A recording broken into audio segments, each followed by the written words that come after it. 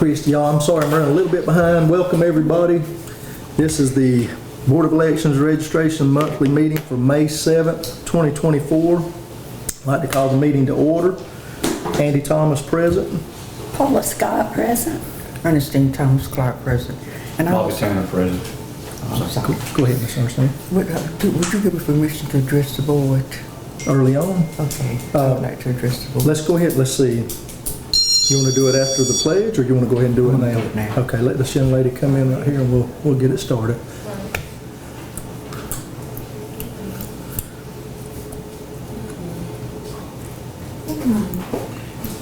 And before you get going there, Matthew couldn't make it. He's got a lot of work going on, he said, so I think that's it. Do you want to stand up, Miss Ernestine? or- Yes, I'm going to support him. Okay.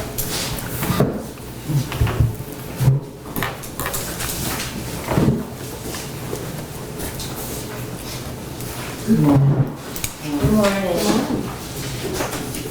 As everyone knows who I am, I'm going to, just for the record, I'm going to say who I am. I'm Ernestine Thomas Clark. I reside at 1531 Bryant Street Circle, Douglas, Georgia. And I'm here this morning because after careful considerations, I have decided that it is in my best interest of myself and this board to step down from my role effective today. I am grateful for the opportunity to have served on the election board and contribute to our community electoral process. However, due to other commitments, I believe it is time for me to move on. Thank you once again for the opportunity to serve on the election board, and I wish the board continued success in all of its endeavors. Thank you. Well, Miss Ernestine, you know that's got to be a shock to us. but we appreciate your service. I appreciate you all too. Thank you so much. So you're not even going to be with us in the meeting today. Okay, we do have, now I don't know how this works. Do I have to accept this, Christie? Yes. I think we do, unfortunately. So wait, now you're not even going to stay in here with us this morning? All right, well, I wish y'all the best. well, we appreciate your service. Before you leave there, I gotta call you unless you got I think you're going to make some people upset if you totally leave us. You don't want to sit here with us today? At least enjoy it from the public point of view. Y'all doing good. Appreciate y'all so much. I will call you. Thank you, Miss Ernestine. You're welcome. Well, let the record reflect that I'm a little bit shocked about that.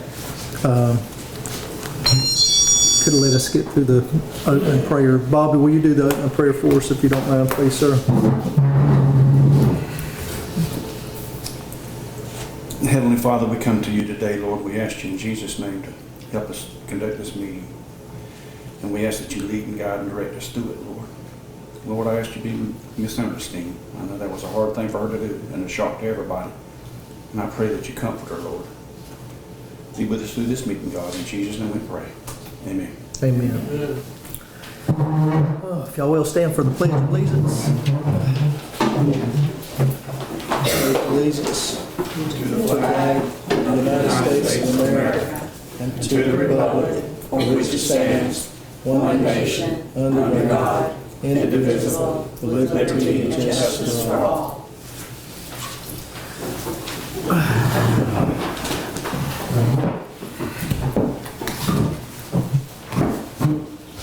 Well,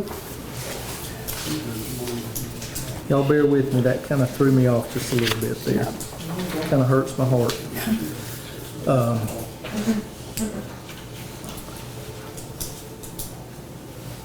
Y'all, as I'll say this before we get into the consideration to approve the agenda, we as the board, and we appreciate the public, but we have been under a lot of stress. I don't know that you guys realize how much stress some of them have been under. And I've tried my best to kind of see this through because we want to do what's right for Coffee County and the people of our community. And I will say Miss Ernestine did her best. So I hate to see her go. I wish she'd stay on and see it through with us. But with that being said, If y'all will, look at the agenda. Christie, do we need to look at the April 2nd? Do we need to approve that one as the amended agenda, or? Y'all already voted to approve it, I just put the amended version Okay, in there for okay, y'all. so we're good there. So if y'all will, look at the agenda real quick, if I can get a motion and a second to approve it, and we'll go from there. I move we approve the agenda for today. All right, I got a motion from Ms. Paula to approve the agenda. I'll second it. All in favor? The agenda has moved through.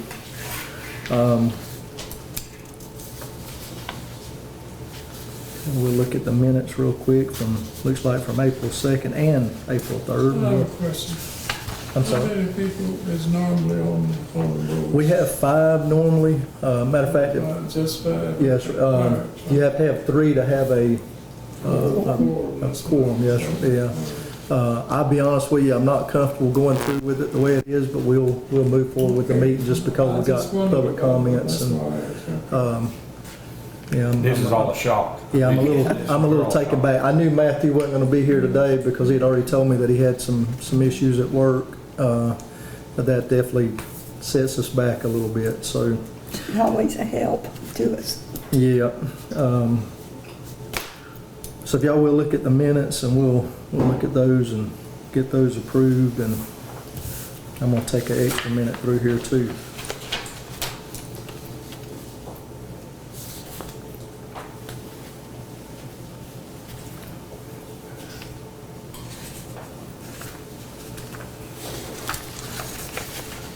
And that'll be 2 separate motions in those. Okay, The okay. ones from the 3rd, the actual minutes will What's have from the exhibits attached. Okay.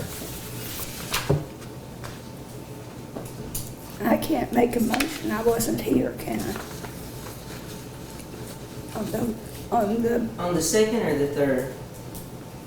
second. Second, Yeah, yeah. the 2nd she wasn't here. So we'll just hold off on that one Yeah, we'll then? wait on that Okay, one. okay. And then, but you can on the 3rd because you attended by phone. Yeah.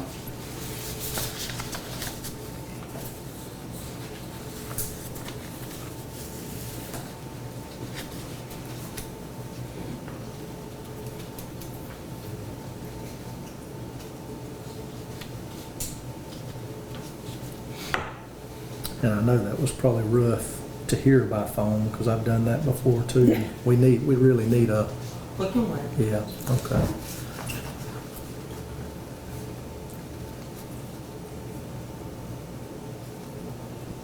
You feel comfortable with going ahead through with this one? I'll go ahead and make a motion to approve the minutes of the County Board of Elections Registration Special Call Meeting, which was, I guess the subject was Miss Henderson, I think at that time, had questioned some of her candidates there, or some of the qualifications. So I'll make a motion to approve those minutes. Can I get a second on I'll that? second. Okay. All in favor? So we've approved those minutes, Christie.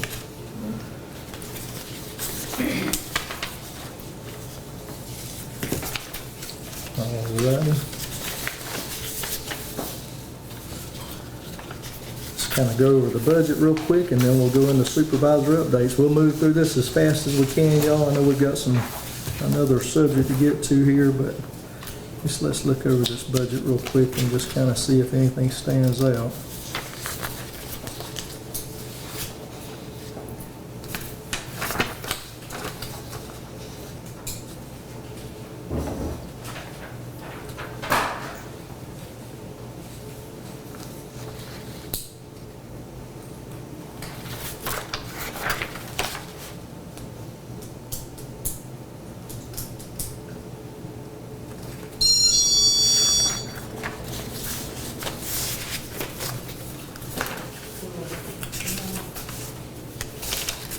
Y'all, do y'all have any questions on the budget at all? Hey, Miss Lydia, how are you?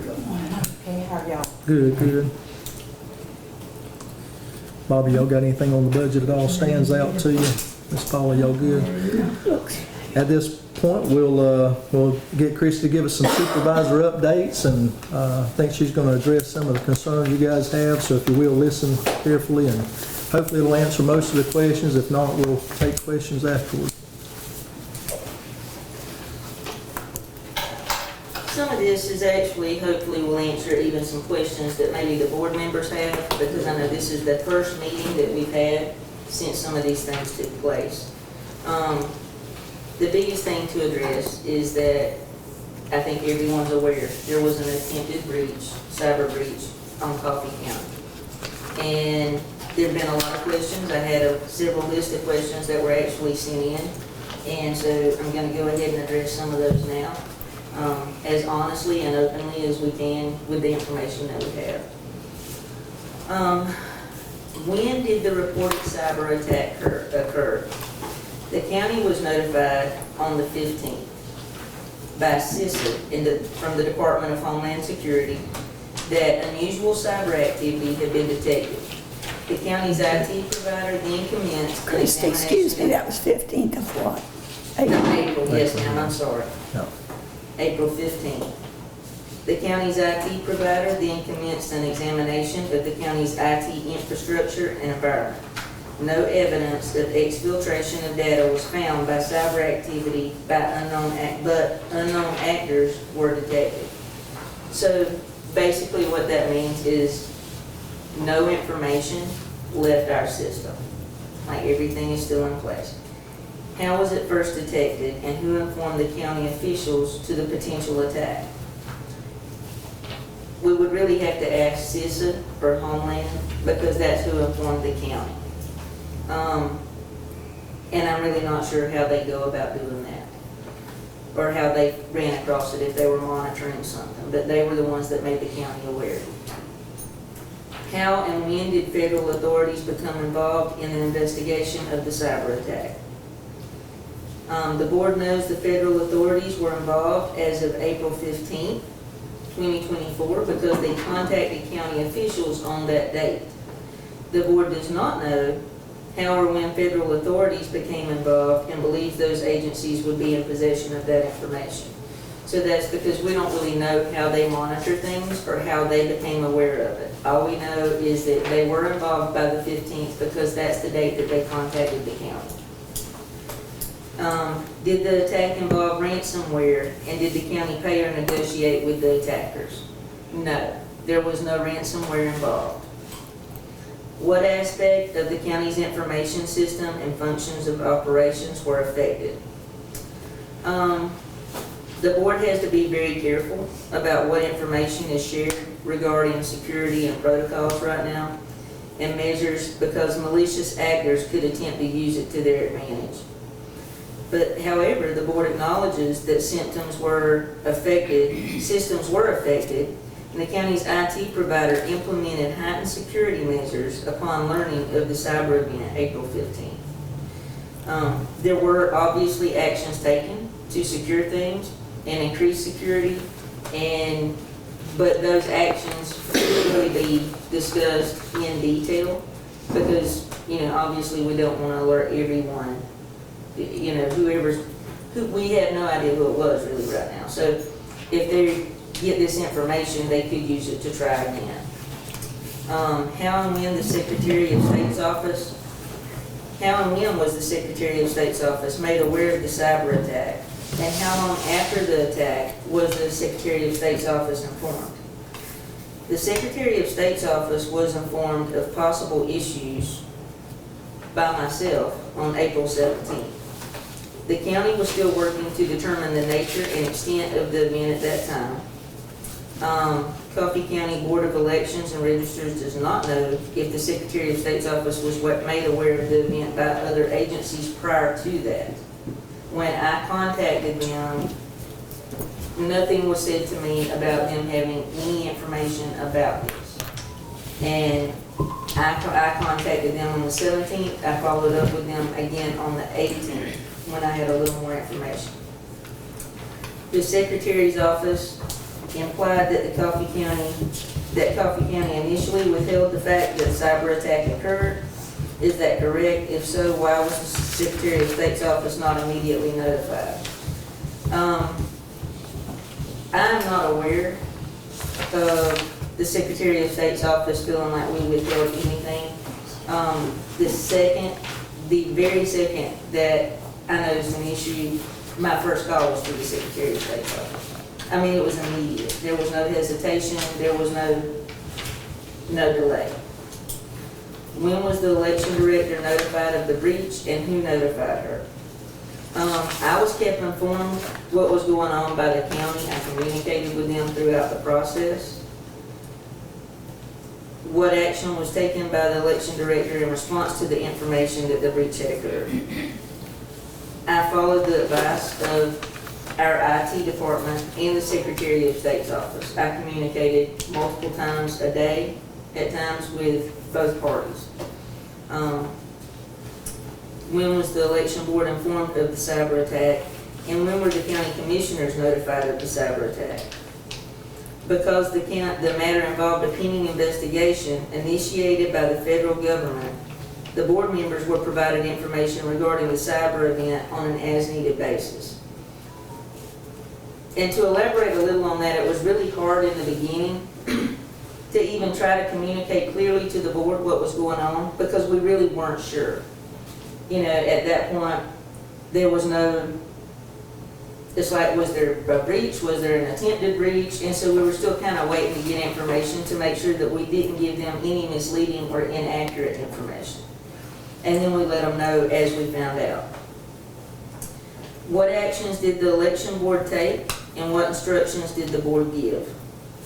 The board has not held a meeting since the county was notified of the cyber event on April 15th. The staff has followed the advice and instructions given by the county's IT provider and the Secretary of State's office. These statements, these questions, and these answers, or a lot of this is actually informing the board as much as it's informing y'all. You know, they really haven't had a chance to ask these questions themselves. So this is actually to address for them as much as it is you guys. How many hours passed between the time that the cyber attack was initially suspected and the connection of the voter registration system severed? The board can't comment on security protocols and measures because malicious actors could attempt to use that information to their advantage. Moreover, this question concerns state symptoms and thus should be directed to the Secretary of State. And again, to give a little more on that, I don't really know the timeline for the Secretary of State and when they found out and when things happened. What specific steps has the Board of Elections undertaken to ensure that no voter registration or voter history was altered in the attack? How early did those efforts start, and how recently did they continue?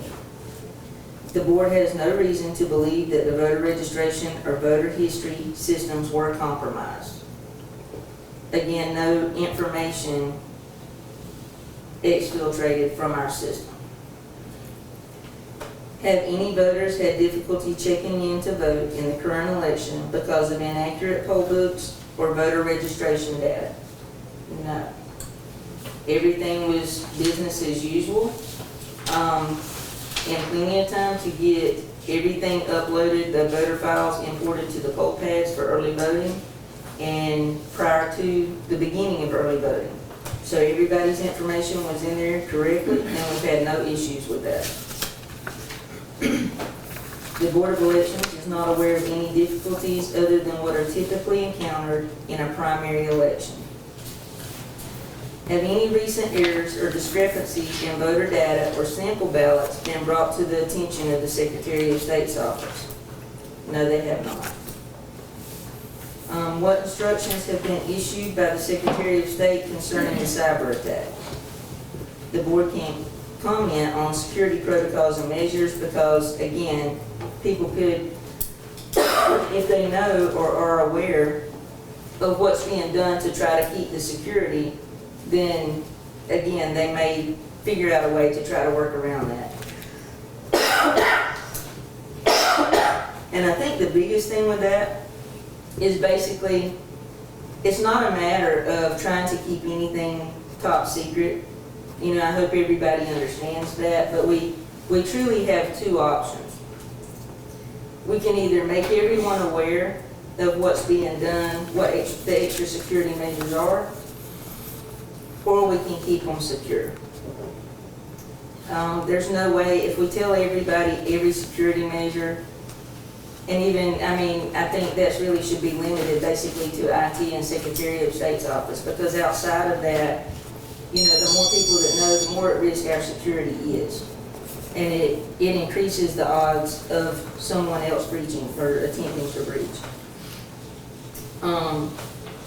What efforts have been taken to ensure that the EMS server has not been compromised by reusing USB sticks used between the web server and the EMS server, particularly as election results are uploaded?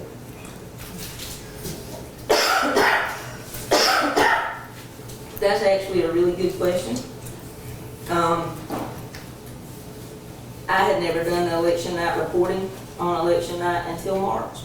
And some of you that were here on election night on March 12th may have been here when this conversation took place. But I was explaining to the board about taking the USB and uploading the results. We have to do it at least 3 times every election night. And take it to the desktop computer to upload it to the election night reporting system.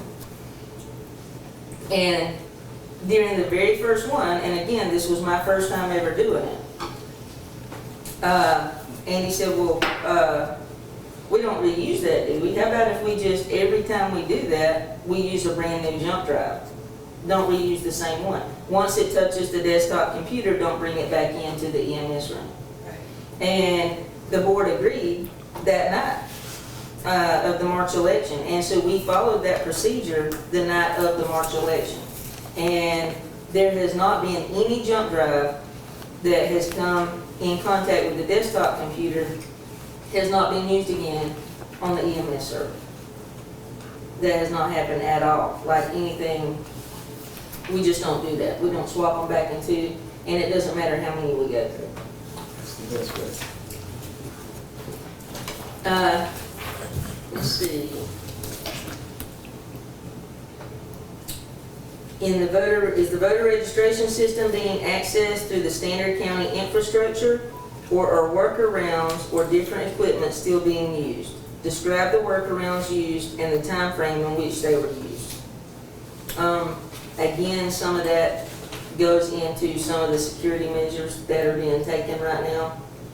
And we really just don't want to make that public right now and put that out there to give anybody that may be attempting.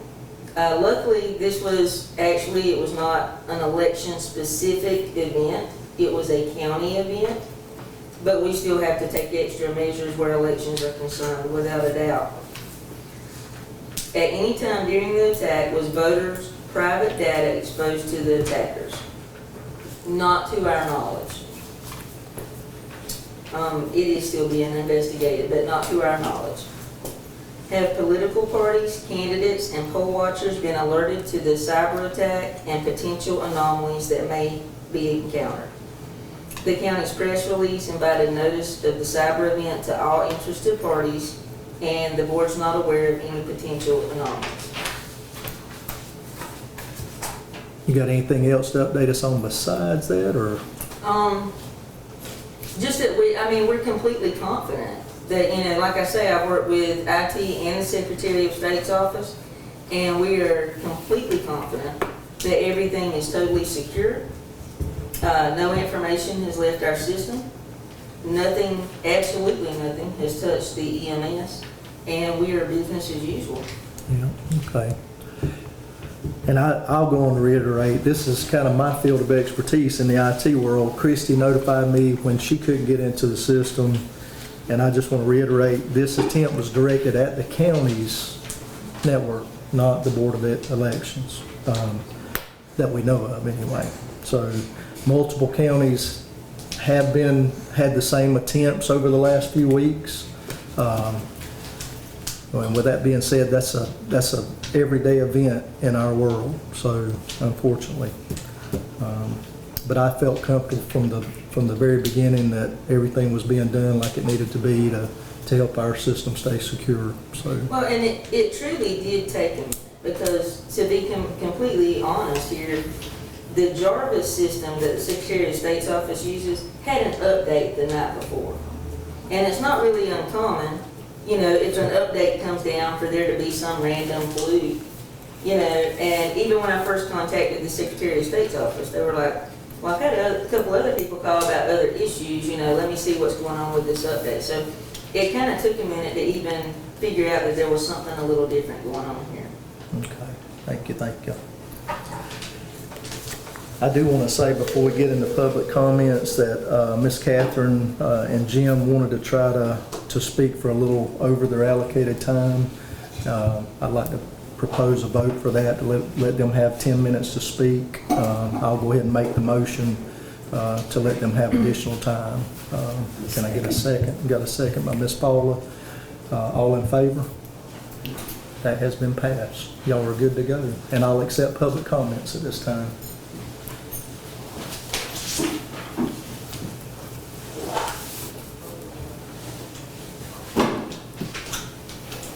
Good morning, and thank you, Board, for extending time to talk about a very important issue. Again, to just put this in context, Coffee County was the site of what has been characterized as the largest voting breach in U.S. history.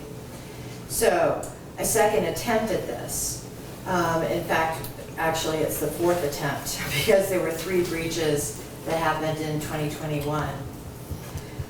So I'm sure everyone can understand how concerned we are, not only as voters, but to ensure that voters across Georgia have unfettered access to the ballot box without any interference. So I'm going to direct my questions, I guess, to Christy, because she has responded to, and grateful for that, the questions on the letter dated May 4th. And there are 2 additional signatures that I wanted to acknowledge that were not sent over initially, from Pastor Bruce Francis of Gaines Chapel, AME Church, along with Pastor Reginald Cordy of Shiloh Missionary Baptist Church. I want to start at the beginning with the basics and the press statement that was issued on the 23rd. There seems to be some confusion on when exactly the breach was reported and how it was reported, so I wanted to clarify that. On April 27th, the Atlanta Journal-Constitution reported, and I will quote, "We took immediate action weeks ago before Coffee County would acknowledge the issue and cut them off from all of our systems immediately on April 16th," said Mike Hassinger, a spokesman for the Secretary of State's office. So the claim here, spoken by the Secretary of State's office, is that immediate action was taken weeks ago before Coffee County would acknowledge the issue. Well, I don't, so a couple of things. To my knowledge, and this is my total understanding, and I do trust this, the county was not made aware until April 15th, which was definitely not weeks prior. And no action was taken, like, as far as our, even with the little hiccup and being able to log into Jarvis, that did not take place until the evening of the 16th. Because earlier on the 16th and the 15th, we were still. And I think to clarify that, I think what they were quoting in the AJC was the fact that they said weeks ago, they're talking about from the statement that they gave. I think that 4/15 or 4/16 was Friday, I believe, if I'm not mistaken. Is that correct? The I mean, Friday? that's about 8 weeks, but it's definitely not weeks. Not weeks. Yeah, yeah. And then CyberScoop, which is another media outlet focusing on cybersecurity, reported on April 26th, quote, "We took immediate action on April 16th before Coffee County would acknowledge this issue and cut them off from all of our systems immediately," said Mike Hassinger, a spokesman for the Secretary of State. So, again, there's a couple of things in that. So, as far as acknowledging it, it was acknowledged, but all of the focus was on securing the system. rather than actually, there wasn't a statement made or anything at that point. All of the focus was on trying to figure out what was going on and make sure that things were secure. And as far as immediate action, my understanding is that what happened with Jarvis was not, right then, everything was not cut off, the 16th, only Jarvis red flag. And what that is, Jarvis is built in a way so that if there's any unexpected traffic in the network, it automatically shuts you out. Like it automatically red flags and locks. It's a security measure that's in place, and it's great because it means that the system did exactly what it's built to do. And it kept, it secured everything immediately. But there were a couple of other sites, obviously that if I needed, I could still access until I contacted the Secretary of State's office. And they were still kind of trying to figure out, they said, well, we don't know unless it was traffic on your end. And then I had a conversation with IT, and I called them back and I was like, hey, we've had some stuff happen. And they said, okay, well, that's probably what it is. And at that point, the other sites went down. So what you're saying is, if I'm understanding, that it was the attack on Garvis, or the anomaly that you noticed in your interaction with Garvis or Jarvis, that then alerted the Secretary of State and IT? No, I'll answer that. There was never an attack on Jarvis at all, not that we're aware of. We just were, that was a defense mechanism the Secretary of State's office put in place. If they saw us being attacked by a hacker, they automatically cut it off. So it shuts down. That's exactly And then right. once the Coffee County access to Jarvis was shut down, then the Secretary of State was notified? No. Okay, Basically, the Secretary of State cut it off. That's them that cut it off. right, okay. Now, I will So I say. wasn't sure what the, Well, and that's what I say, we don't have, not that I'm aware of, we don't have procedures in place. This is kind of another event that has never happened before. I would like to see procedures put in place to notify the Board of Elections, especially Christie, the supervisor, by our IT, by the Secretary of State's office, because it would have been nice to have a call from the Secretary of State's office, instead of her just trying to go into the system and couldn't get there. That was my main concern in the beginning, was she needed to work. Of course, we want it to be secure, but she's in the middle of an election here, so. Well, and even when I called them, I wasn't made aware of anything. Yeah. I was made aware through the county. Yeah. so following up on this event that happened, then moving forward, the next step might be to put some security protocols in place. I think the security protocols are there. I think procedures would be the better. Procedures. Yes, ma'am. Yeah. Okay.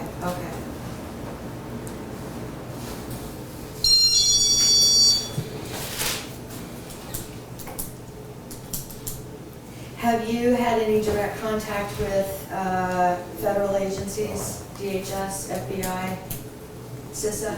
No, ma'am. Not on this. Now, obviously, Homeland came around and did inspections earlier in the year, the end of 2023, but Right, not related since to any of this. this. Okay. So then the county was informed, and this is my last question, who informed the county of the attack? To my knowledge, it was the Department of Homeland and CISA.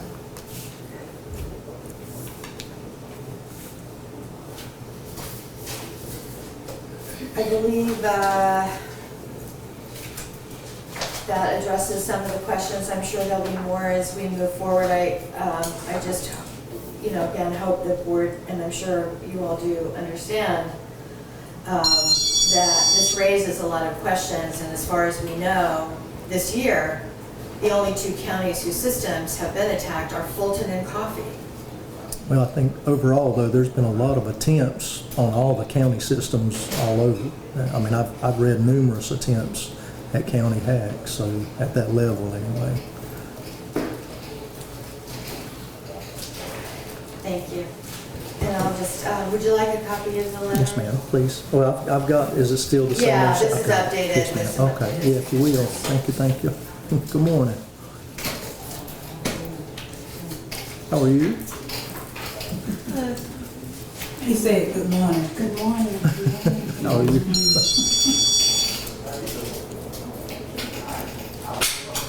Miss Catherine, thank you. You're going to give us a copy of that, you said? Okay, thank you, thank you.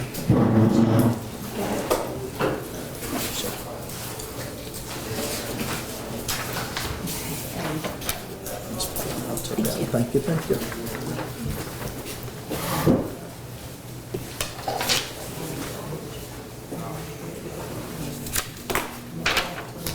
Mr. Jim, you got time for us?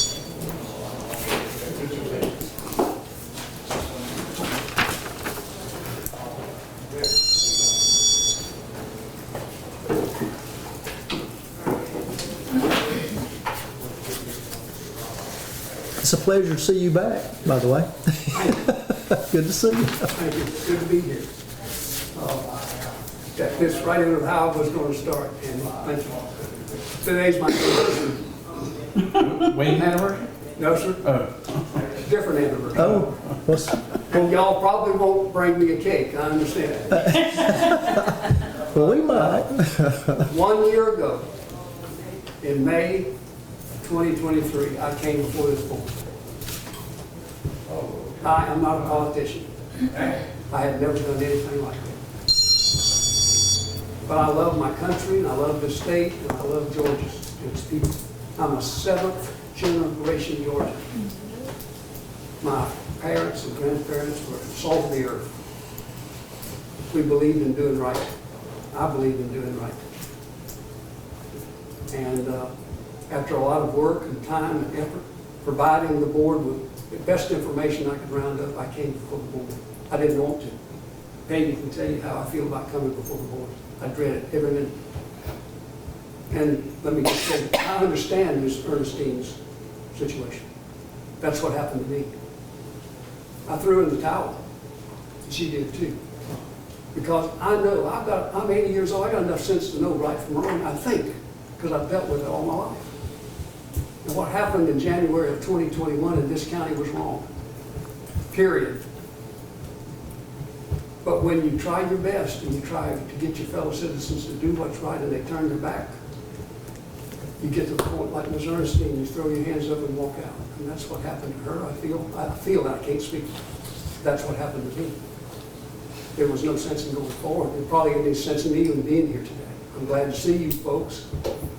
You become almost like family to me because I've been up here so often. But it's unfortunate because I think that's what's happening to our citizenry and to our country is people are just, they know what's right, but they don't see right happening. They just throw in the towel. They don't vote. Have you seen the voter turnout in the paper on the issues? It's pathetic. People are not going to the poll. They don't care. They don't care because they know it's not going to make a difference. And I came before you asking you what to help do what was right. If you recall, the first meeting we had that I attended, Andy very graciously gave me a chair to sit in. It happened in a crowded room over here in the old elections office. And I explained my concerns to Mr. Stone and to the board, and you know what Mr. Stone told me? I remember 2 things he told me.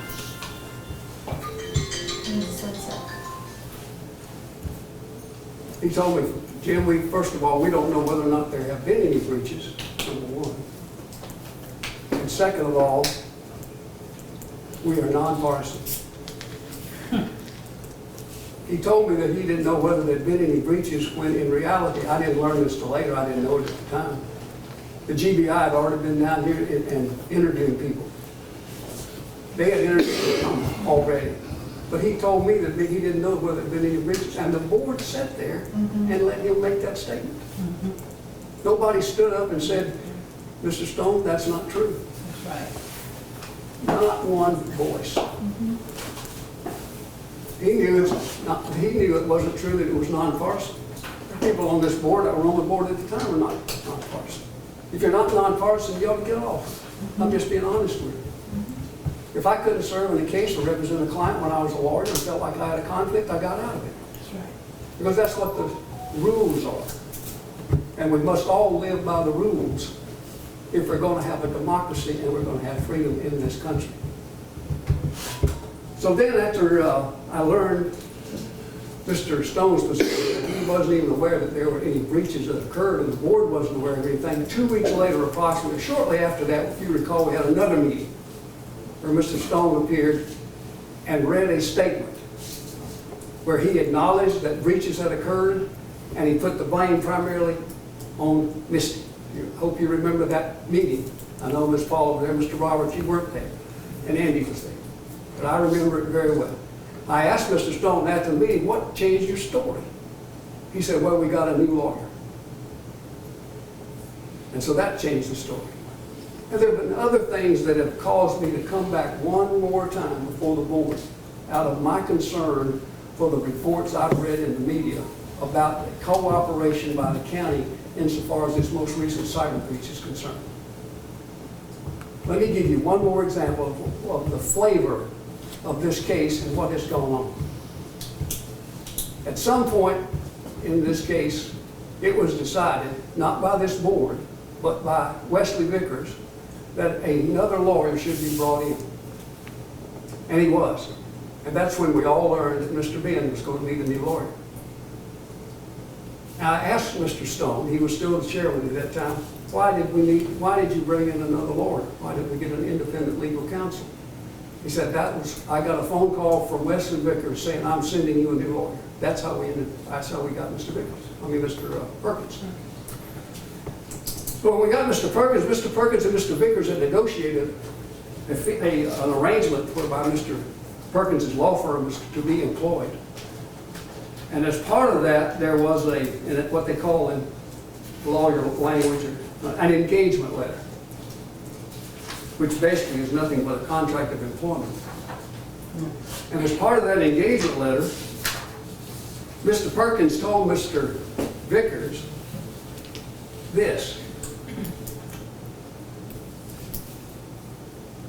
Let me find my place if you just bear with me. He says, as you know, while the county will be paying our legal fees and costs, our client is the Board of Elections, and thus we will take direction from the Board of Elections without influence from the county or its officials. Now, please keep that in your mind while I mention a couple of other things to you. We later came to a meeting here, and the question was raised by the board, why do we have two lawyers? And the response basically was that Mr. Rowell's firm is not really involved in the real litigation and the big stuff. They're only handling open records requests. You remember that response. It was told to the board. Mr. Perkins was here. He heard it. So please bear that in mind. The representation to the board has been Mr. Perkins is handling it. Mr. Rowell's firm is on the side only handling open records requests. Okay? Well, this is a printout from the United States District Court in connection with litigation that's pending in that court. This is the motion for sanctions that's pending. You might not know what that is, but you might need to know because it may result in this board and or others being forced to pay money.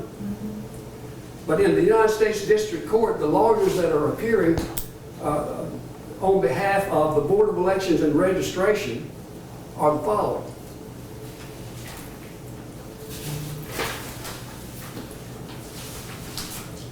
You have the defendant, Coffee County Board of Elections and Registrations, represented by Mr. Anthony A. Rowell.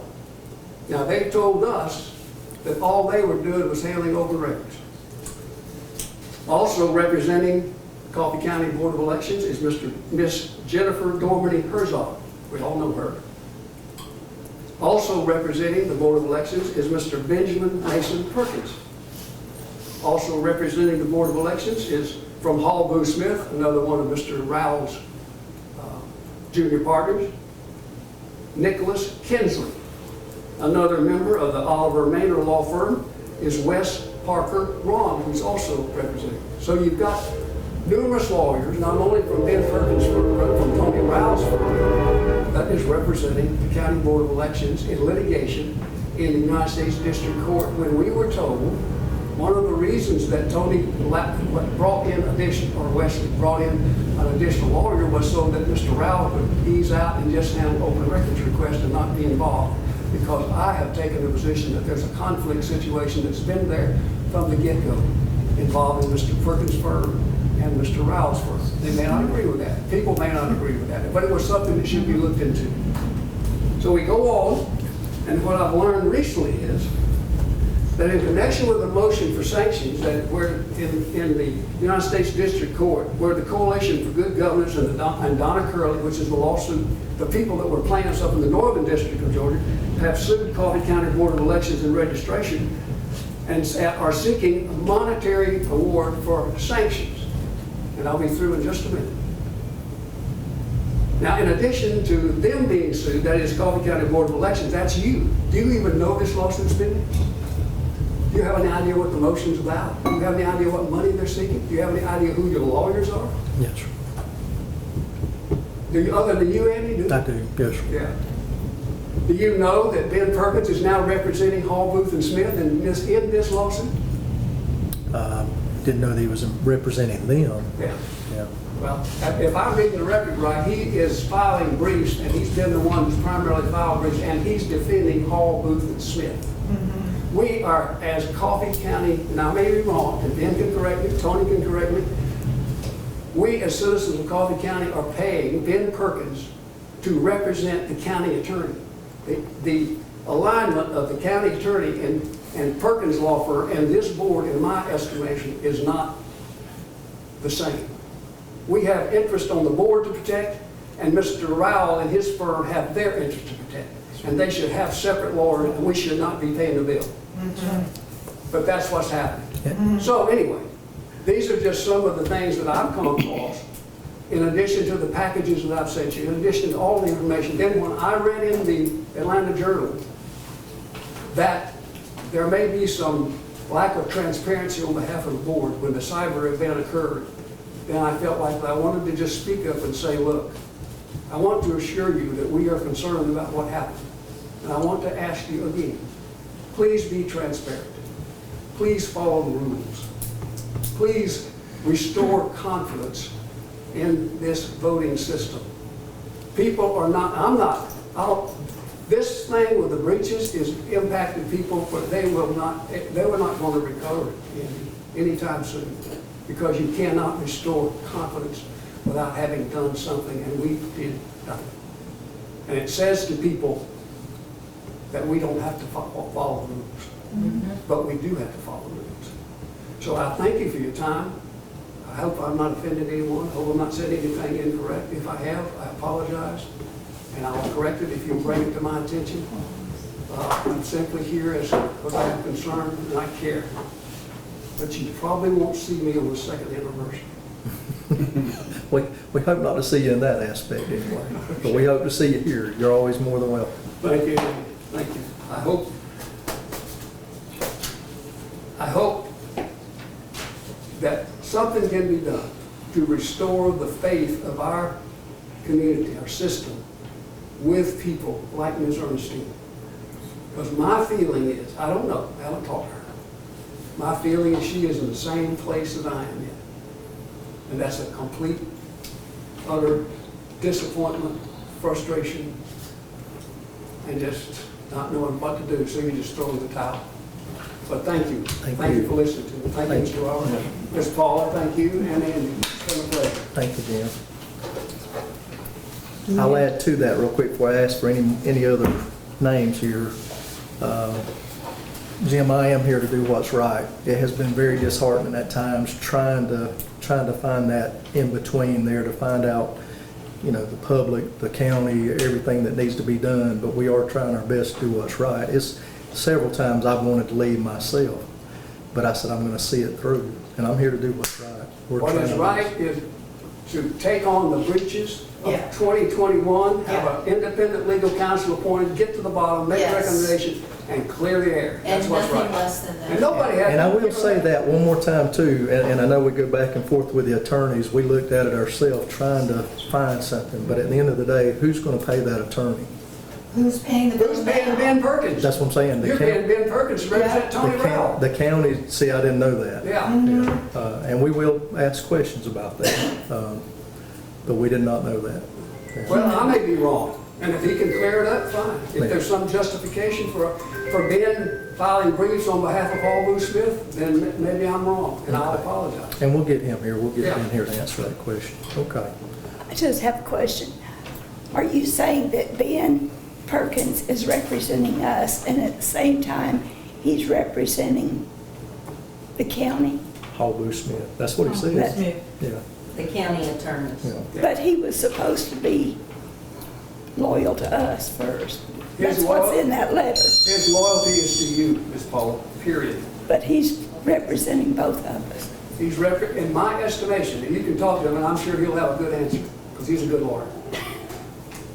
In my estimation, after reading all the paperwork, is that he is defending Hall Booth Smith in the motion to sanctions along with the Coffee County Board of Elections. Now, if I'm mistaken, let him explain it to you, because you need it cleared up. Is Hall Booth Smith listed? Yes, Yeah. But that is the same sanctions related to The board. the Board of Election Right, that's regions the way I that he's look at it, representing. yeah. but the interest is not the same. Hall Booth Smith's interest is not the same as the Coffee County Board of Elections. You understand? Their interest, in my opinion, is antagonistic. Yeah. Can we get a copy of your work? And what, ma'am? Can we get a copy of your work? Sure. May I send it to you, so I'll send all of you? I don't have If you don't mind, On the Jim. email? I'd be fine. You want- Either way you want to. Okay, I'll do it by email. Let me do that, and let me just, give me just one more. You're fine. Here is the document that was filed in the United States District Court. Motion for sanctions against defendant, Coffee County Board of Elections, and council. Now, maybe they can explain it, maybe they can sort it out, maybe y'all be satisfied, and if you are, I am. Okay? But first of all, they told you, if you remember, I was here and y'all were here, I know you were. They told you that Tony was out of the picture except for open records request. That, as best I can determine, simply is not the case. Because here, you have his firm, at least 2 or 3 people listed in his firm as attorney of record in this action in the United States District Court. I'll tell you one more piece of information. When this first started, the judge allowed people to listen in on the telephone. You remember, Andy? I was on there, yes. I was too. And you heard, if you listened very carefully, that there were at least 4 lawyers present to represent the Board of Elections. There was 2 from Tony's firm and 2 from Ben's firm. In addition to that, at that hearing, Mr. Perkins represented or stated to the judge that some statement to the effect, all of this is about one bad actor. You're here, did you remember hearing that, I Andy? believe so, yes. Yeah. So anyway, I hope you understand my reason for concern. I'm here today not to, while it sounds like it, I'm just trying to lay out facts to you so that you can exercise your best judgment as to what to do. But I will be glad, Mr. Robert, to send you all You this. might just send it to Christie and then you can make copies for us or something. And that way you wouldn't have to make 5 copies. Good, thank you, sir. And I do just want to defend my board a little bit. They are up here trying to do their best about what's right. I don't think anybody that I know of would ever do anything the wrong way. Definitely not going to break a rule, I can assure you. Well, I'll ask it, since I don't know the legalese, but since we were not even on the board, excuse me, when that happened, are we still held responsible Ms. Paula, what do you mean you went on the board when what happened? when the breach happened? Well, But this is I for can only open tell you record. what I think. I'm not your lawyer, and I can't advise you. But that's a point I've been trying to get across to this board for meeting after meeting after meeting.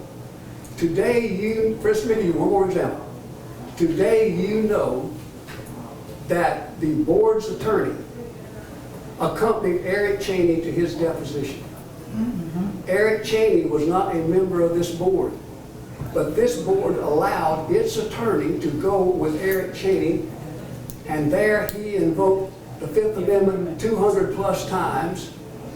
He was not a member of the board, but we, I guess, the taxpayers of Coffee County forfeited the bill, I assume, for Tony Rao's firm to send somebody to go with Eric Cheney. Now, the firm met with Eric Cheney before. How is that not a conflict with this board? That's what I've been trying to get across to you all for 10 or 12 meetings. So we've not been informed that our attorney has been in these places with Derek Cheney and, But you know it, and you have known it for meetings. My whole point was, and you have now sanctioned it. You are now part of that. You have put your stamp of approval on that conduct. I think that was prior to Ms. Paula being on. Yeah, it was, board, but still, it doesn't matter. You're on the board now. Right, right. You were on the board when I brought that to your attention. That's right. As were other people. And what y'all did, I kept trying to get that across to you. If you don't do something, you're putting your stamp of approval on everything they did. And that's what you have done. That's what's so distressing. Now, Ben may not agree with that, Tony may not agree with that, but they can argue all they want. That's the way I view it. I know you got very upset at a meeting because somebody implied that you might have been voted fifth. I remember that. yeah. I would be even more upset if my lawyer had gone with one of the primary actors in the January 21 breaches to take his deposition, because he talked to that Eric Cheney, but he had to prepare him for the deposition. He accompanied him to the deposition. He dealt with him after the deposition. He's met with Wendell And about the conflict of interest in that. And I don't want to go into a lot of detail because, Lord, we've been over this 100 times. But, you know, I will say Eric was on the board, and that's the way I took it at the time. He was representing him because he was on the board. I don't think he was on the board. It didn't check the record. Well, no, I'm saying he was on the board when all this happened. Right. So that's why he was accompanying him to, you know, that's the way I took it. Yeah. And really, to our defense too, you brought us more information than we knew in the beginning. It took over a year to get all the information about all that. I understand that. And I appreciate you for that, because without you, we wouldn't have known a lot of that So stuff. Ben representing both sides is really a conflict of interest on his, should have been. You can ask Ben, but that hasn't been a concern of mine, the conflicts between the law firms. Because you had heard Ben, or saw Ben write the letter to Wesley Vickers saying, I cannot have any influence by any member of the county. And he's now working in federal court with the county attorney. So anyway, We'll definitely, one lawyer's perspective, and I hope I haven't Ask offended you. I'm Ben. simply trying to tell you what I know, maybe it'll help. Say something about the letter that we were going to put out. Can you, that we have prepared one? I don't know if that would address that or not, but you can, and that's up to you. I mean, we're still gonna, still need to look at it. I know it's been a long time, it's been a long year that I've been here. We, as a board, have not ignored what you brought up. And there has been a letter prepared to put before the public. I think it's just a matter of getting it approved and getting it posted. Now, whether it answers everybody's questions or not, but it is being prepared to be published because of your input. Thank you, Ms. Paul. Thank you, guys. Do we have any other public comments? Miss Olivia? Yes, sir. Give me a second. You just sit right there, can't you? You all right?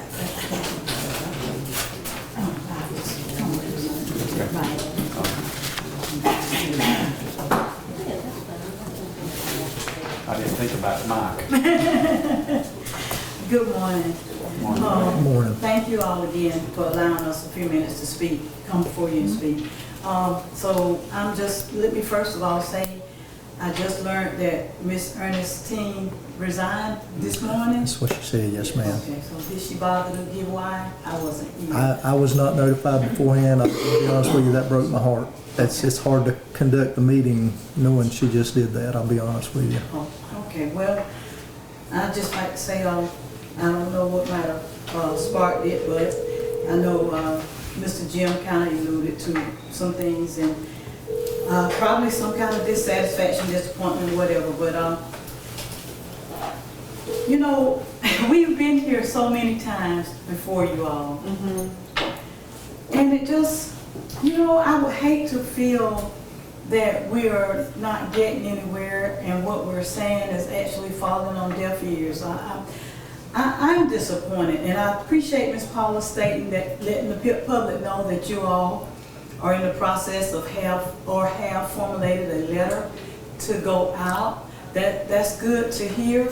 And I hope it's gonna be something that's informative that the public can really appreciate, and to know that it'll reinstate confidence in us to know that us coming down here is not falling on deaf ears. I'm praying that that's what it would do.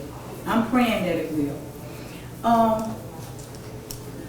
It's so sad where we are.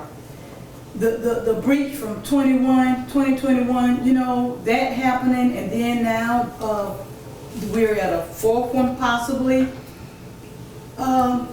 Miss Christie said that, what did you say, that it was an attempt, not a breach? Right, the attempted cyber attack. But Okay. there's no information left our system. Okay, of March or April, that just recently, this most recent that we Yes, found out the one about. in April. So how do you know, you're saying it was only an attempt because nothing left? Right. And you all are 100% sure that nothing went out? Well, That's, that would be up to the IT people. Christie really doesn't have, other Okay. than talking to them. I Oh, mean, who are the IT, who's IT for Board of Elections? Who is that? What's that company? South Georgia. Charles Dial, yeah. Yeah, South Georgia computers, I've got it in my office. Okay. I can get it for you. But Okay. remember, that's the whole county that was affected there, not just the Board of Elections. It That wasn't an wasn't attack on the Board of And Elections. so, It was the because it county. was the whole county, that's why you all are saying that it was not election specific? That's my feelings on it, but now, you know, I don't know for a fact. That would be the IT people to, and I would think that actually still somebody would under make us aware of that. That's correct. Okay. So It's it's still being investigated, Still under yes. investigation. Homeland Security, Security and FBI. CISA. And tell us what the acronym CISA, what is that for? Is it computer? Information system, yeah. I think that's it's basically the Federal Cybersecurity Agency is It's what that is, the yeah. computer department from Homeland Security. Okay. And they Okay. are very easy to reach. I actually reached out to them myself, so you can actually send them an email and they will respond back to you. Okay. Yeah. And one more time, what was the date that they notified you, Board of Elections, or the county, whomever got notified first? What was that The date? county was notified April 15th. April 15th was when the county notified. And By when did you? you I find knew it? like first thing on the 17th. I'm not sure what time the county was notified on the 15th. It could have been that morning, it could have been that evening. But I was notified early, like first thing the morning of the 17th. Yes. Okay, and by whom were you notified? I'm sorry, let me rephrase that. So I was red flagged and could not log into Jarvis on the 17th. Mm-hmm. I learned of the attempted breach on the morning of the 18th. Okay. And that Jarvis is Garvis, right? Yes, ma'am. And April the 18th, you learned about the breach, but you couldn't get into Jarvis on the previous day. Right. But we thought it was due to, like I say, to the update. So I actually didn't reach out thinking that there was more of a problem until the morning of the 18th. And because it was the county, it wasn't election specific, Mm-hmm. and IT had said no information left, there was no reason to feel like, you know, there was anything election specific. Okay, okay. Because I know y'all said nothing has left, but we are aware that some people have had some problems. As a matter of fact, there was a young lady came down here to tell you that until Summer, I think she met with Summer, she could not access, I think, her ballot or either the MVP page, her information, something to that effect. While she was present, a white gentleman came in and he said that he and his mother had problems also. And also we've learned that another lady kept getting notices in the mail that she could not, she was getting notice in the mail that she was not registered to vote. And she had been registered for over 20-something years in 98 or 2000. So she came down here, Miss Summer had her to fill out another voter registration form after she had been voting for 20-something years. So there's something definitely going on. So I'm aware of all that, Mhm. and once you're done speaking, if the board's okay with it, I'll be glad to get up and address that Right, okay. and explain why I didn't mention that as an anomaly. Okay. Okay, so you're aware of that last incident with the lady who came and re-registered? I Okay, am. okay, but there are others where people could not access their My Voter page and so forth. But and now so that's on. the Secretary of State's page you're talking about, right? The My Voter page? Yes, So, yes, okay. yes. So you all mentioned that several counties have had an attempted breach. That's what you all said, right? So you all aware of some of those other specific counties? Mr. I know of a couple, but I know Fulton County, and I Well, I heard of believe, Fulton, but other than Fulton and Caulfield. I'm not sure. I'd have to go back and reread it. I'm sorry. Okay. But to let you know, I mean, even at local businesses, we are attempted on a daily basis. I mean, there's attempted hacks hitting our systems just about daily. Okay. Yeah. It's just kind of alarming when we've had what the incident that we had since 2021. I agree. To hear of this, it becomes really alarming. And Mr. Jim also went into the fact that, you know, voter turnout low.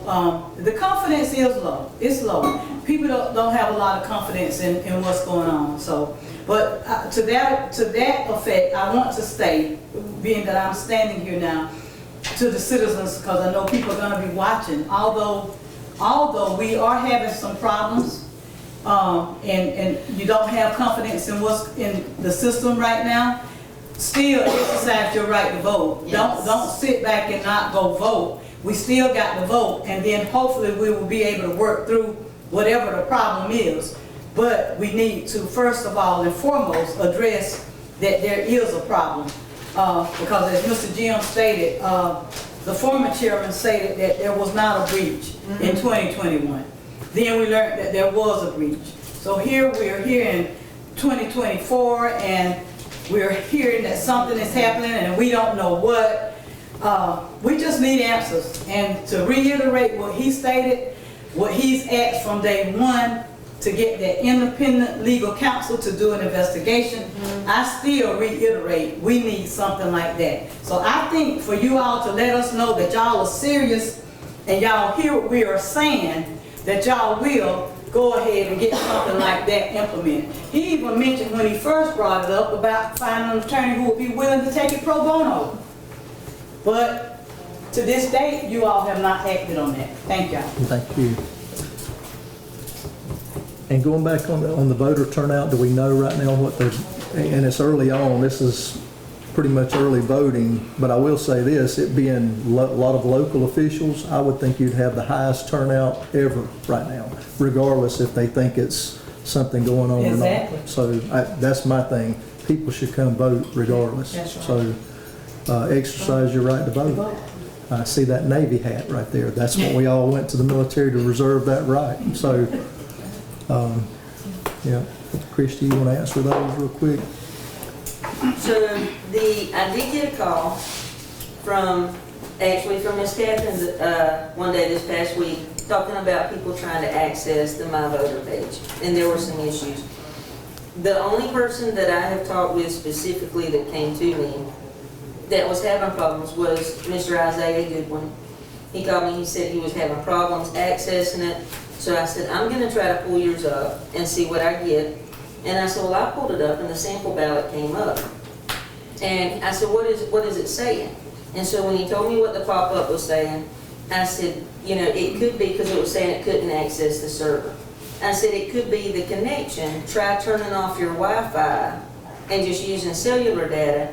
And at that time he said, okay, that worked, it went through. So I think that's more of a connection Local, issue. yeah.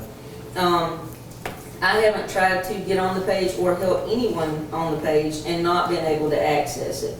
And during the short period of time that we could not access Jarvis, we actually did use the My Voter page, because when people called and needed to know, you know, hey, where would I vote on election day? What's my ballot, you know, to get on a sample ballot, and that's where we got that information for that short period of time. The lady that said she kept getting things saying she wasn't registered. I researched that yesterday, I looked back over it, her registration never left. It was never, I mean, there's no record of it ever being canceled. I talked with Summer about it, she said, and actually when I went back and looked, it showed a user correction in the system by her. I think, she said, you know, I think maybe when I looked her up the first time, maybe I typed something in wrong, because then when she came up here, it pulled right up, and I just did like a user correction to add her phone number or something so that we would have updated contact information. So, but there's no record in the system of her registration ever being canceled. A lot of times, there are third parties or activist groups or political groups that will reach out, and I mean, I get things saying for me to register, I'm registered, you know, so her registration never left us. So why did someone need to re-register her once she got here? Summer So someone said that- couldn't pull it up, and the lady said that, told me that Summer told her to complete the paper, and she told her, say, well, I can't see, you complete it for me and I'll sign it. So she said Summer completed it and she signed it. Now, I do have an updated card for her, but now Summer said that when she looked it up, you know, she said maybe I typed something in wrong, Okay. because when she went back to update it, like I say, all of her information came up. Okay, And so she just did it as a user correction, so she never left our system. okay. Because I did research that, we looked back, Summer pulled her cards, and we looked back through everything to make sure that she was never canceled. She was registered the entire time. It was just a misunderstanding. Okay, thank you. To address voter turnout, you know, nobody knows right now what the final result will be from this May election or from the November election. But I will say that based on the first week of early voting, if things go and trend as expected and as they have in the past, then we are actually on track to have a very similar turnout, and as large a turnout as we had in 2020.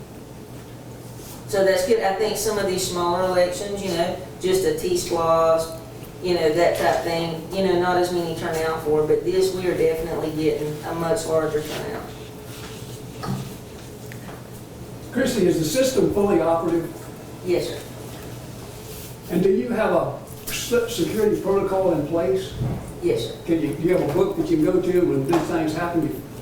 Andy and I are in the military, and it's kind of the way we used to do it. We have a book, we go to it, we have a problem, we flip the page over, it tells us step by step what to do. Do y'all have that security protocol in place?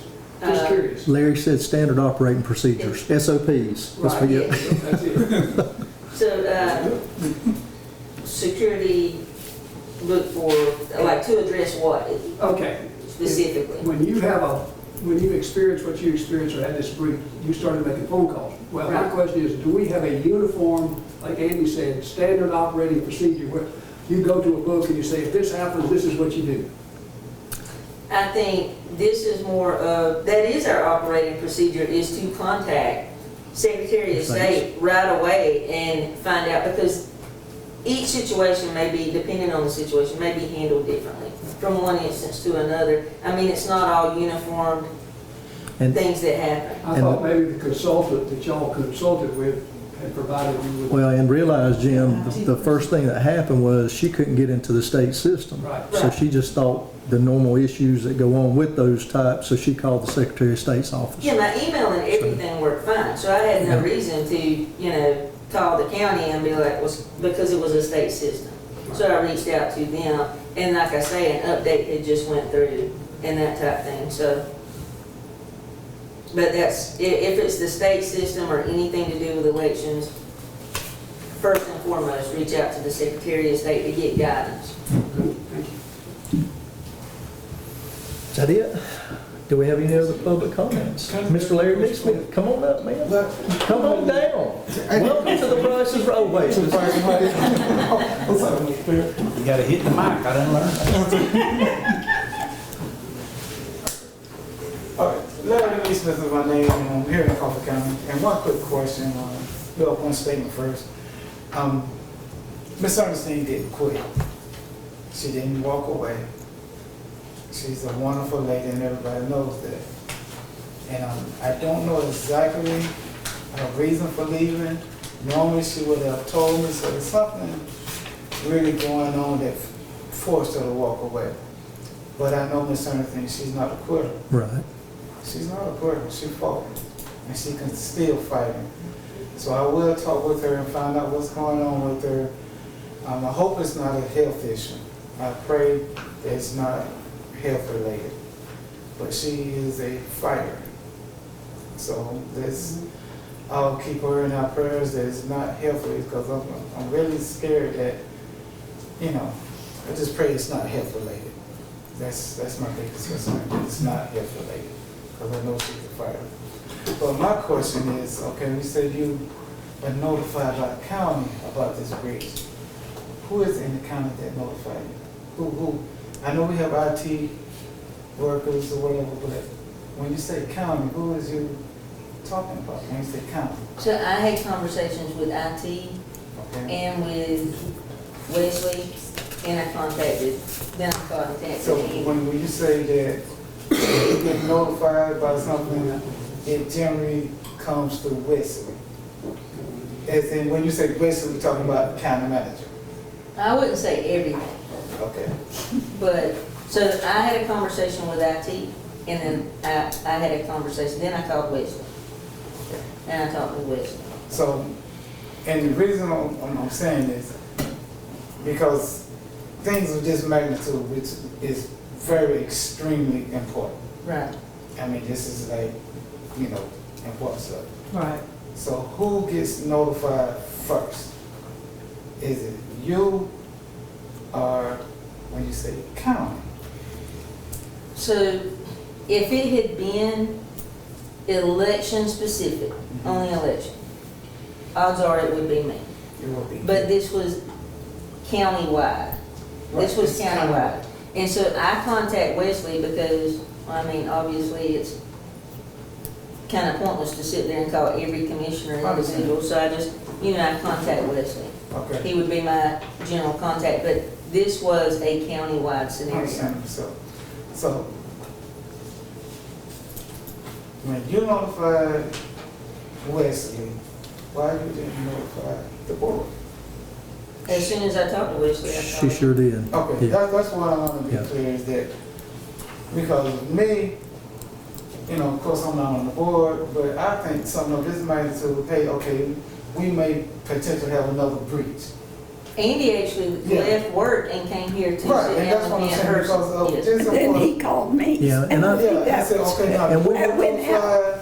And we were trying to gather more information. We really still didn't know so, what was I mean, happening. So, because at this point, you don't know. right. Right. So it could escalate to be another breach. You know what I'm saying? Then everybody is informed, you know what I'm saying? Because we all know, what goes on. You know what I'm saying? So get everybody informed to be prepared. Now, do we want to notify the citizens? I would say yes.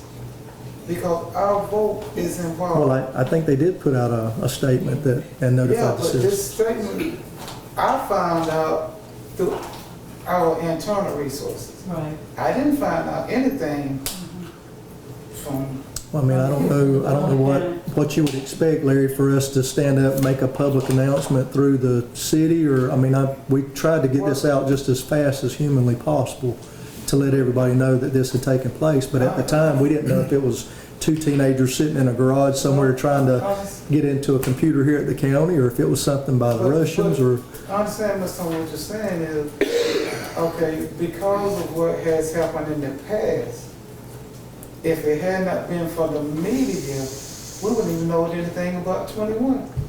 I wouldn't say that. I was going to say, I don't know what the way it all transpired, but, yeah. I mean, if we be real about it and to be honest about it, nobody from the board has said anything about the 2021 election. And It all come from the I think this is a totally separate incident. It is. And, I don't try to relate the two together, so hopefully we'll keep No, but that that's what I'm saying. separated. Yeah. What I'm saying was something that we don't know as citizens, we don't know. And what we're trying to get now is from this board, and I know you guys, y'all what you're saying is that we gotta be more transparent. Yeah, and we're We gotta let trying. the citizens know what's going on. You know what I'm saying? Go ahead. And by doing that, we gotta get more involved But you guys, everybody can't come to the Right. meeting because I wish that you could change the meeting times. I mean, and we've been, you know, everybody can't be to the meeting at 9:30 in the morning. The majority of the people work. Right, that's I can be here because I'm, you know, I'm retired, you know, military. I can come. But the vast majority of the citizens in Coffee County has to work. So your suggestion, we do it at a later time, later in the day? I would. That's the first time I'd ever- I would have a bigger turnout if you can do this, you know, after 5 o'clock. The room probably be packed. And I'll say that, I'll definitely entertain that and try to make that happen. Yeah. But it's just like voter turnout, me and Miss Olivia were talking about, you're giving people 17 days of early voting and you still don't see them. We'll definitely try to make this happen and hopefully we'll see more people at night. We definitely want more people to be You know, involved in our community. Everything begins with the idea. Until you put that idea into motion, you know what I'm saying? And, you know, it has to be, it's minimal. Let me ask you, what would you suggest that how we get it out? I mean, if we put it in the paper, people don't take the paper, we can't help that. Man, right now, social media is the biggest thing in the world. Yeah. You know what I'm saying? It really is. Well, I'll be honest with you, it wasn't the happiest thing to fall on my ears when I heard it, because that's what I was just thinking, here we go again. But we wanted to get to the bottom of it before we gave out any information. And you know, you like I know, said, you know, a lot of us have been paramilitary. You know, security is everything. yeah. But it's only so much. But Right. you can say, hey, okay, look, you know, you can put out a little bit. Yeah. And Mr. Larry, I hate to interrupt you while you got your space, but Ms. Paula asked a question, and I'd like to interject. County government, city government, we've got to all work together. County, school system, city. City has a webpage, the City of Douglas webpage. I know the city won't mind having Ms. Blundell to get it on there. Maybe send out notices, if the county could get some notices to the school board. In utility bills, water bills, something like that. But it would have to go through them though and not us. And I will is say what I'm that, saying. and I'll add to that, it was a county incident. So it should have been up to the county to put it out, not for the board, not for Right. Christie. And this is a county issue, but it primarily affects elections. Elections. Well, it wasn't in this case. Right, well, that's what I'm saying, it wasn't in this case. I mean, we knew it was going to be of interest to the public, and it was of Right. interest to me, to be honest Right, with you, and so. because when people see that now, it's still in the minds Oh, yeah. of, hey, it's Yeah. my fault. Yeah. Right. And right now, you know, that's the biggest thing that's nationwide. When they see Coffee County, anything to do with computer system, they saying, okay, election, you know, breach. So we want to remove that sore eye and to say, hey, look, Coffee County, yeah, it's safe to vote. You know, I mean, right now, and I probably, you might not want me to say this, but we have a candidate for sheriff right here. He wanted to make sure that all his votes get counted. That's right. You know what I'm saying? So that's what we want to do is just do, you know, we have a very, very intelligent, you know, attorney right here that's fighting for that. And that's what we want to do, make sure, you know, that we have our vote safely counted for. You know, we're not, you know, I know y'all guys can't perform miracles, but, you know, it's just so, you know, and we're going to help as citizens too. We're going to help you. I definitely understand that, yeah. If we know, Yeah. if we know. If you know, and like I said, like she just said, if we know. But if we don't know, we can't Yeah. keep everything in here. This is not all flavors in here, you know? Yeah. You know, what happens here stays here, we gotta put it out. We gotta get it out. So I encourage you guys, you know, to do as much as you can. Do y'all know if the city, county, school board still have the joint meetings? I'm not sure. I Yeah. hadn't heard of one in a while when I was still on the council, but that would be a great way to kind of keep the communication going. And also, Ms. Stephanie Flagg sent out a letter to each county commissioner asking them to be here this morning, and I don't think any of them are here. So, you know, And I hate to say it, but I got the feeling when I came on and all this breach came up, and then with this, I'll be honest with you, I get the feeling we're not important to the county. wow. You know, we're just a committee stuck over here, and we don't really count. Now, I'll say that out loud, and that's the county. Ms. Paula, thank you for saying that. But how do you think ordinary citizens feel? I agree. How many times have I written, I wrote a letter just like Ms. Black. It said, That's right. please come to the meeting. And you know, our county attorney, Thank you, Larry. who is our board attorney, he's not been to one meeting. Sad. To answer the questions that have come up, he could answer a lot of questions and put some things to rest. I think, you know, I did the same. And I guess I feel like y'all are blaming us, and yet we've been left in the dark from them, and we don't know which way to, honestly don't know where to go. Get you an independent legal counsel. Yeah. Because there are too many conflicts in this situation, and you all need to know the truth. And I think that's the only way you're going to get to the bottom of all this mess. And I don't mean any reflection on my fellow lawyers. It's not meant to be a slam. It's just meant to, here's what is best for our community. And I would never propose that. It's not a matter of putting people in jail. It's not a matter of being Democrat or Republican. It's a matter of doing what's right. See, I look at that happened with the internet, with this problem, as being something that when it hit the Secretary of State or when it hit the county, they should have published it. Yes, ma'am. Why not? Yeah, it would be nice to have a representative from one of these agencies here. Would have been nice. Sure. So, Sure. yeah. And I understand your feelings. And I'm sorry if I butt in. I No, we just won't. open my mouth a That's lot what of you're here times. for. And that's the way I feel, and I don't know how to keep it More shut. people would butt in like you. Yes. But that's what we need. That's what we're here Yeah. for. That's what we need. That's what we want. Yeah. That's We right. want you to believe. Exactly. We need that feedback. Cause, That's what we want. That's what we expect from you. 'cause they'll put y'all out to hang and dry. I mean, honestly, cause it's just not good government. You appoint a board, but then you don't interact, try to be involved. That's just not right. Miss It's Olivia, I not can't right. believe you'd say anything like that. John, do we have any other comments from the public at all? Yes, ma'am. My comment is that I wondered when I started learning about the bridge back in the day, it was Coffee County. I said, why Coffee County? I look Coffee County all over the state. And my mind said, that's Coffee County sleeping. And they don't know what's going on. So this is a way to hit a little sleepy town and work the magic. And that's what I feel like we're being worked as the magic way to get into, not, I understand it's not just Coffee County. Those computers and stuff had something to do with the state of Georgia. So why would they take a little bit of country like, little town like us? And just We're sleeping. just So we need to wake up. yeah, That's I agree. right. Well, just remember that the actions of a few reflect on all of us, and that's sad. But we're going to get it fixed. I promise you. And I may get myself in trouble saying what I do. But You'll be all right. I mean, the good Lord says to stand up for what's right, and I'm Right. trying to do it. Yes, ma'am. That's right.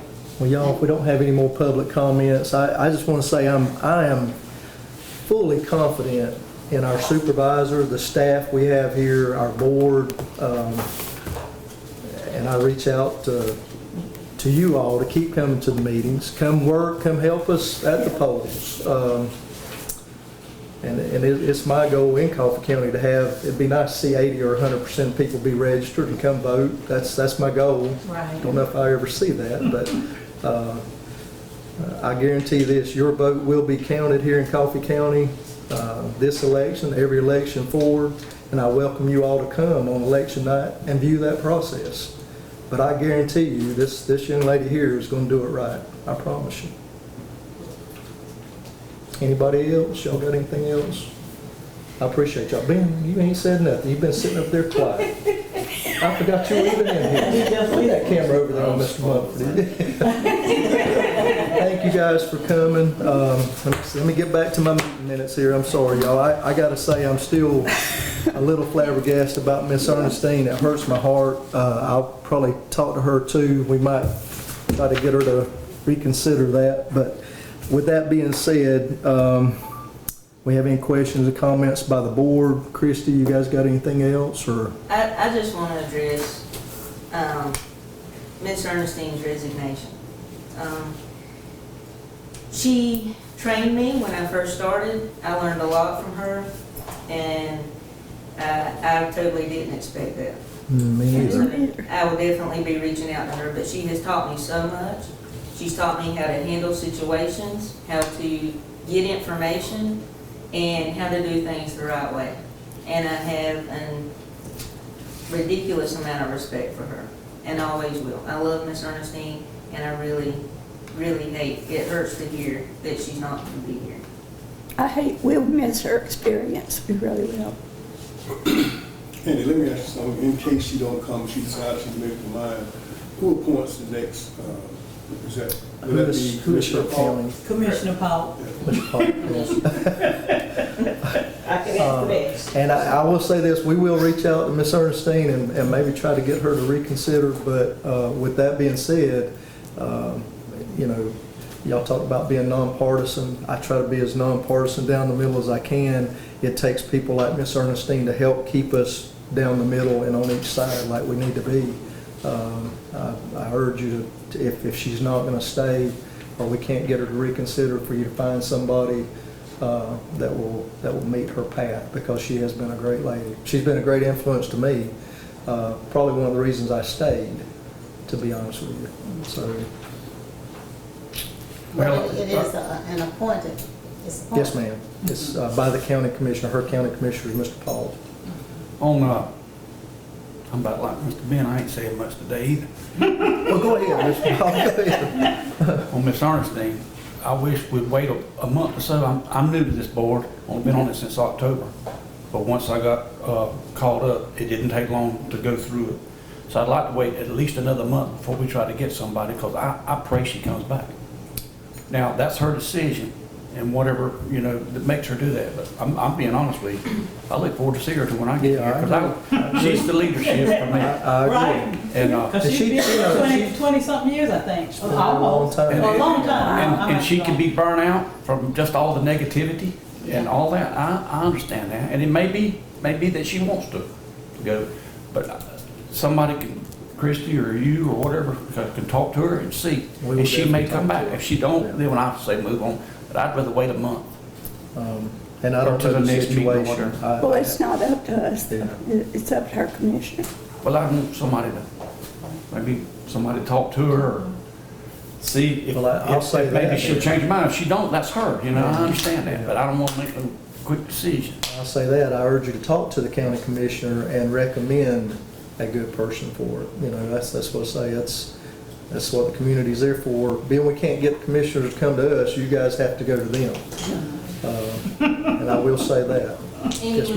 with some of the partisan comments and the questions about this, do you mind if I just explain a little bit to the public and anybody that may be watching By all about the means, yes, process? ma'am.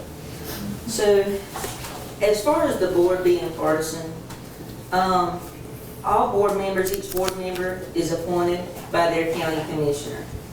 I think everyone is aware that county commissioner is a partisan seat. They run as a partisan seat. But then they choose a board member. The board members are not necessarily partisan, but they were appointed by a county commissioner, which is a partisan seat. Everyone obviously has personal opinions, and, I mean, everybody. Well, everybody is registered as a voter, Right. one party or the other. So, Well, not in Georgia. In Florida, they have to register as a party. Here, We don't. they don't have to. No. But, so you were appointed by a partisan office. yeah, But I feel like our board has done an exceptional job of trying to see all sides of issues and handle business as nonpartisan as they can. As far as wanting it to be unaffected by a partisan office, that would be to look into making a change in the process. it's a good way to look at it. So do we need to state that one more time, just to make sure everybody heard that? There could be changes to the process, but you have to make it happen. Uh-oh. Have to make it happen.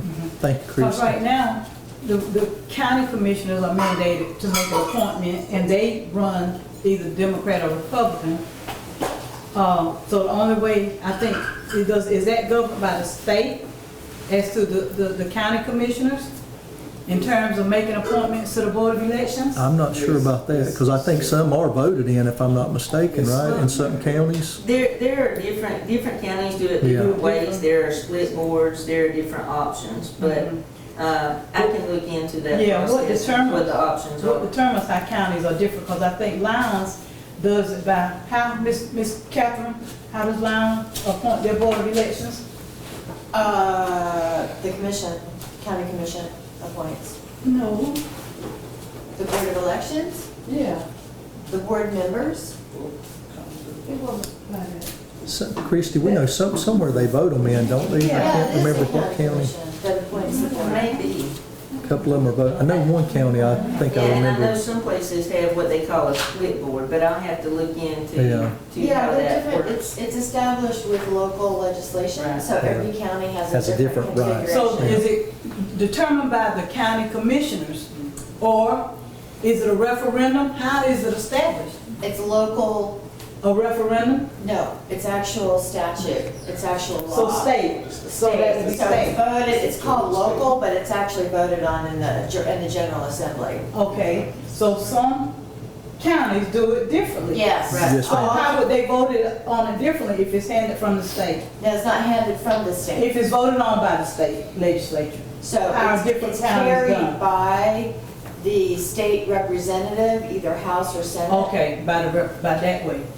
We need to get Ben on I the can phone for look that one. into Yes, it. exactly. I can look No, I'll into it tell and you get you an exactly how answer. it's done. Yeah, we could, yeah. I just know some are done I differently. Some haven't vote looked them in. into it They're all because different. obviously there was already a process in place for our local board, but I can look into So that we can know the options. process for that. Yes. That'll be good. And if we have to go to be voted in on, somebody's gonna have to help me with my campaign.